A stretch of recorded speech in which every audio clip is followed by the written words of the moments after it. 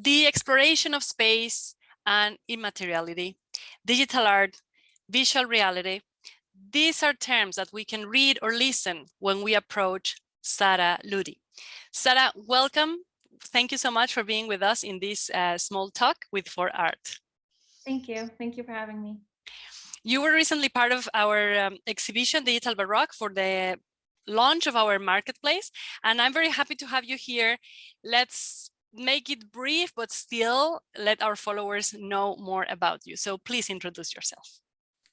Well, thank you for having me. My name is Sara Ludy. I'm an artist and composer based in Placitas, New Mexico.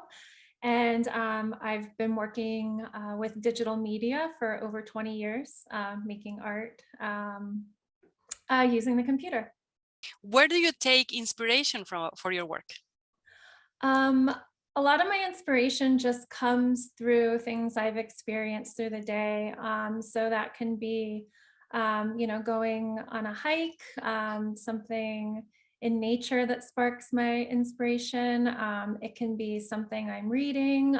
It's kind of everything. Like I'm inspired by kind of so much, and everything sort of, my daily experiences just sort of filter through whatever work I'm making at the time.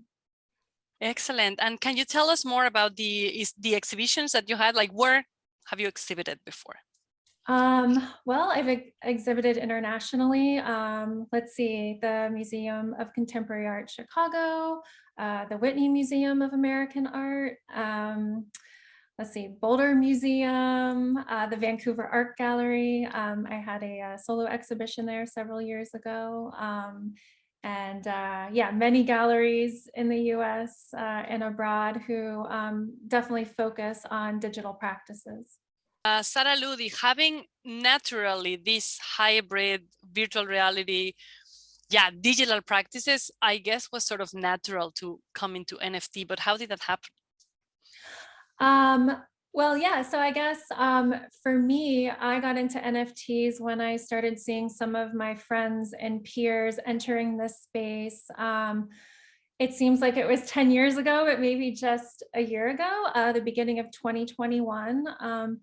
And at first I was a little skeptical of it and hesitant, like many of us have been, just because it's so new.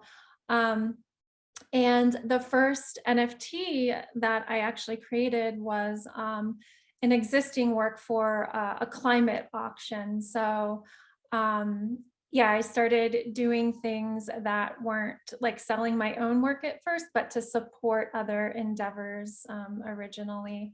And I think for me and for my peers, we've been working in this space for a long time, and we were sort of confronted with the NFT and the crypto space, and still kind of like figuring out maybe how our work fits in and stuff. It still feels relatively new, but I think it's a really great way for artists to be able to support their practices and support one another as well. Yes, Sara, and you were part of our Digital Baroque exhibition recently with the untitled Night Roses.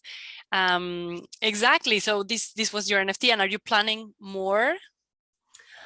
I do have a few things coming up. I've mostly been just focusing on making art. And then if an opportunity arises and I think, oh, this would be a great, fit for an NFT, I'll do some of those. I have, last year I worked with a musician and made 11 music videos that will be out this summer, and we're going to translate some of those into NFTs.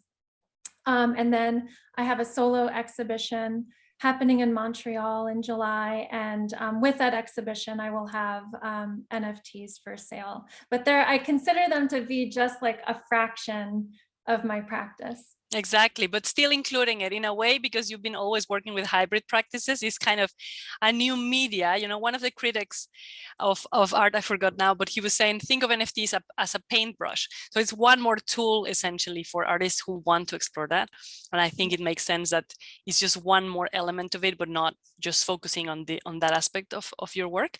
So it makes it interesting. Yeah, so good luck with it. I mean, would be happy to have more of your work also in our platform. Thank you.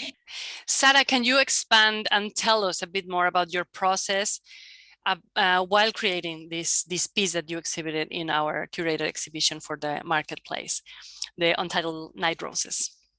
Yeah, so this piece is made by weaving an image through various 2D and 3D programs. So I start in a 3D program and sculpt a mesh and do some digital painting and export that into Photoshop and do, whoops, and do some more, image processing through that and back into 3D. And the way that I see this work is that it's a digital file, but then it can also manifest as, a physical print, or it can be an NFT. So this work sort of, can transcend its materiality. It can be physical, it can be virtual, and it can, exist in all of these spaces simultaneously. So I think of it as a painting that just continually has this life through different spaces and networks. Did you have fun with it? I always have fun with it. Yeah. I've always been a painter, and painting is like my true love. So yeah, it's the thing that I can get completely lost in. So always fun. How was your collaboration with us with 4ARTechnologies for the Digital Baroque? Yeah, well, it was working with Petra and Rachel, it was a really great opportunity to, show in an exhibition with my friends and to celebrate the kind of work that we do.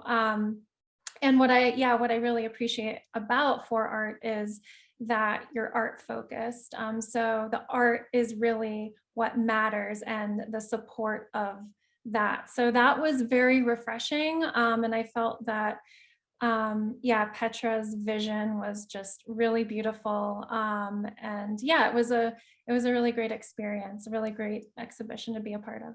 Yes, thank you, Sara. We were very happy with the curation. All the different artworks fit very well together, I felt, and exactly, collectors and followers were happy. Still, we'll leave the link here. You can find the work, you can have a look into it. It's very interesting and nice. Thank you, Sara. Would you like to add something to our followers? As you know, we have artists, we have collectors, we have just people interested in the art, in 4ARTechnologies, 4Art app. What would you say to all of them? Well, I would say for those who are just starting to learn about digital art, take a moment to really read about the history that goes back, to the 1960s of artists working with electronic technologies to make work. I think that, and especially if you're feeling lost and all the hype and stuff, I think, just reading the history and becoming familiar, I think will only enhance your experience of what you're encountering today. Thank you, Sara Ludy. We wish you from 4ARTechnologies all the success in the world. We hope to see more of your practice, of course, more of these hybrid practices in the different spaces. And thank you so much for being part of the exhibition and for having this conversation with us. Thank you for having me. Bye. Bye.